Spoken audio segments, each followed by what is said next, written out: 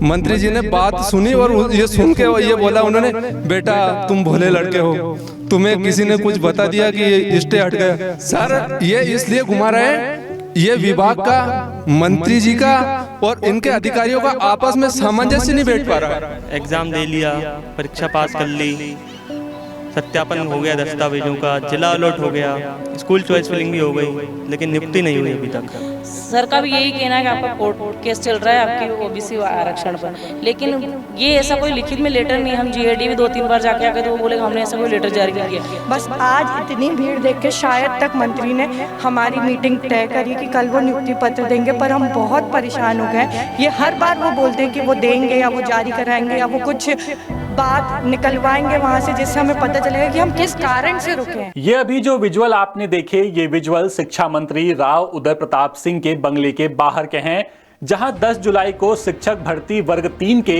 वो चयनित शिक्षक पहुंचे हुए थे जो खुद को ना ही टीचर कह पा रहे हैं और ना ही सरकार इन्हें टीचर बनने दे रही है। और इनकी संख्या 1 या 2 नहीं है, इन चयनित शिक्षकों की संख्या है 882, जो सरकार से पूछ रहे हैं कि आखिर उन्हें उनकी गलती तो बता दी जाए कि आखिर उन्हें ज्वाइनिंग क्यों नहीं दी जा रही है। ये पूरा मामला क्या है ये मैं आपको नहीं समझाऊंगा, ये आपको समझाएंगे खुद ये लोग जिन पर ये सब कुछ बीत रहा है। हम सभी प्राथमिक शिक्षक वर्ग 3 के 2020 के भर्ती के विद्यार्थी हैं और हमारे 2022 में मार्च 2022 में हमारी एग्ज़ाम भी ले ली गई।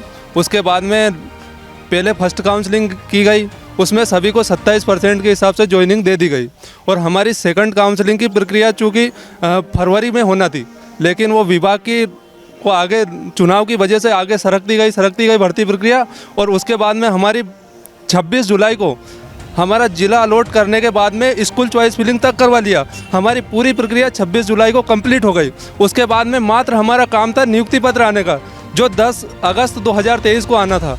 उसमें 882 अभ्यर्थियों को बिना किसी कारण के आज तक कारण नहीं बताया। सर हम दर दर की ठोकरें खाते भर रहे।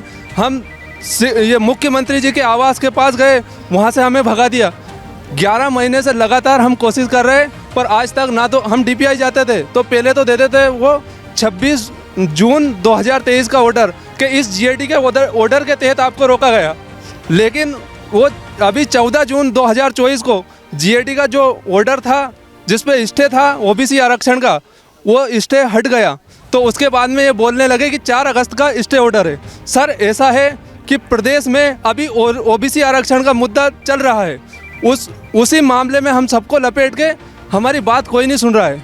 सर नियुक्ति इसलिए नहीं हो पा रही है कि हम मंत्रालय जाते हैं, विभाग जाते हैं, वो हमको बोल देते हैं कि आपके लिए कोर्ट का ऑर्डर है। फिर हम कोर्ट के लिए एजी ऑफिस जाते हैं या जीएडी विभाग जाते हैं, वो कहते हैं कि हमने कोई ऑर्डर नहीं दिया।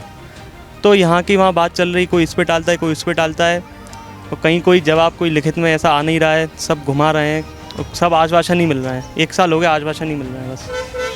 तो आज मंत्री जी से आपकी अंदर बात हुई है, क्या बात हुई है मंत्री जी से? मंत्री जी ने बोला है कि हम तुम्हारी बैठक करा देंगे 4-5 लोगों की, और जो भी समस्या है अगर नियुक्ति बनती है आपकी तो हम देंगे, और अगर नहीं बनती है तो फिर आप वहाँ क्लियर कर लेना। हमारे ही साथ पटवारी भर्ती परीक्षा हुई, हमारे ही साथ सब इंजीनियर भर्ती परीक्षा हुई, हमसे आगे वालों की भी हो गई, हमसे पीछे वालों की भी हो गई, लेकिन हमारी नियुक्ति नहीं हुई।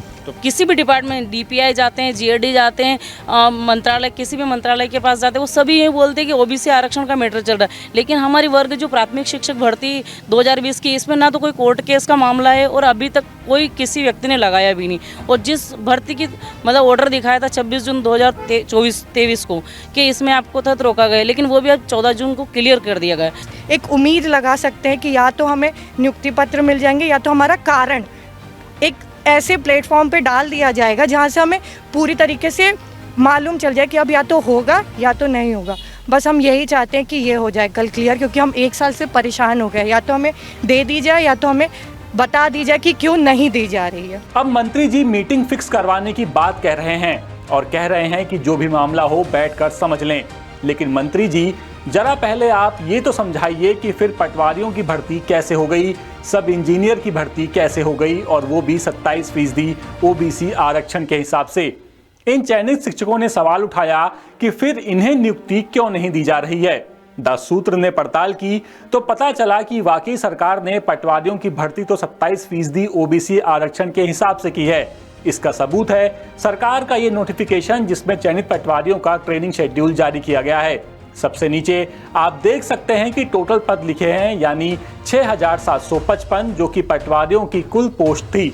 यानी सरकार ने यहां तो सारी पोस्ट क्लियर कर दी, फिर चयनित शिक्षकों से भला क्या बैर।